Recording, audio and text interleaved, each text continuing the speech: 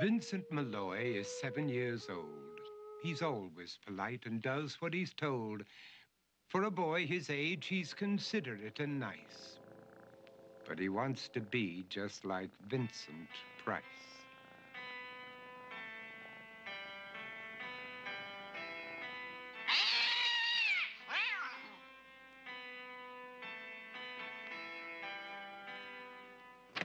He doesn't mind living with his sister, dog, and cats, though he'd rather share a home with spiders and bats.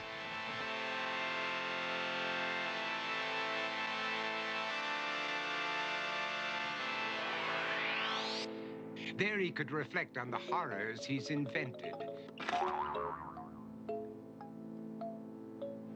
and wander dark hallways alone and tormented.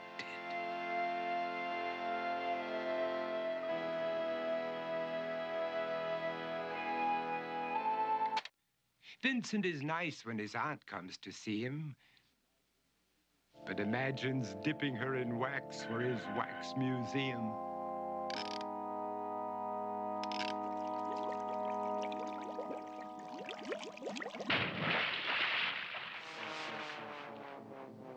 He likes to experiment on his dog, Abercrombie, in the hopes of creating a horrible zombie. So he and his horrible zombie dog could go searching for victims in the London fog. His thoughts, though, aren't only of ghoulish crime. He likes to paint and read to pass some of the time. While other kids read books like Go, Jane, Go, Vincent's favorite author is Edgar Allan Poe. One night, while reading a gruesome tale, he read a passage that made him turn pale. Such horrible news he could not survive, for his beautiful wife had been buried alive. He dug out her grave to make sure she was dead, unaware that her grave was his mother's flower bed. His mother sent Vincent off to his room. He knew he'd been banished to the Tower of Doom, where he was sentenced to spend the rest of his life alone with the portrait of his beautiful wife. While alone and insane, encased in his tomb, Vincent's mother burst suddenly into the room. She said, "If you want to, you can go out and play. It's sunny outside and a beautiful day."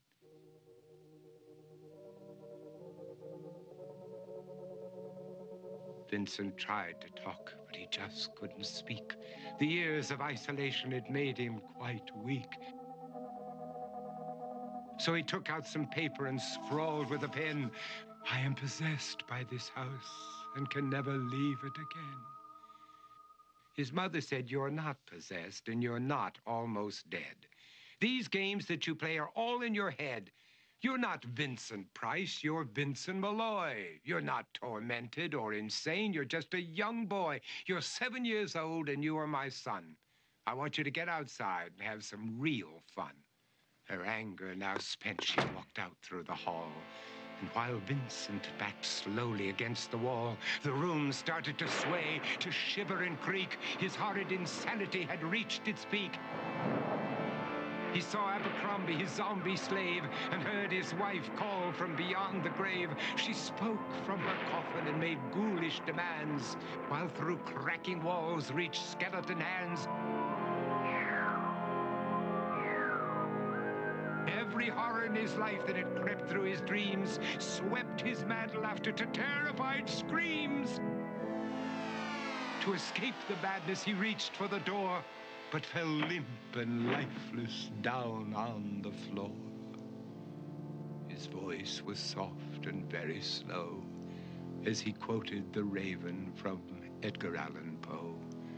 "And my soul from out that shadow that lies floating on the floor shall be lifted nevermore."